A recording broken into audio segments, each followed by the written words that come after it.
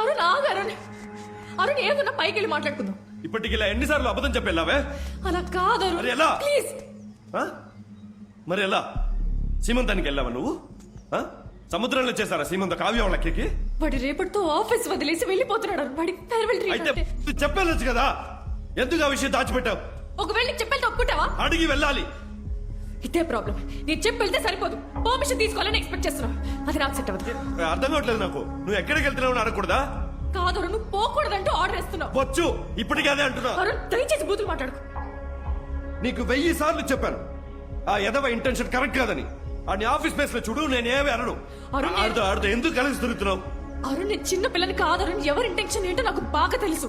తెలుసు నీకు. అబ్బాయిలకనే అబ్బాయిల గురించి తెలిసేది. అరుణ్ అరవకరు.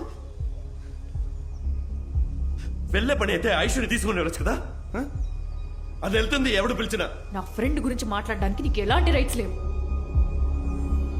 ఎందుకు అబద్ధం చెప్పెళ్ళావు? చెప్పు, ఎందుకు అబద్ధం చెప్పెళ్ళావు? చెప్పు, ఆ చెప్పు ముందు. అరుణ్ నా తల పగిలిపోతుంది. ఎందుకు అబద్ధం చెప్పావు? మాట్లాడు, వెళ్ళిపో. ఆగవే. దివ్య, దివ్య ఆగవే.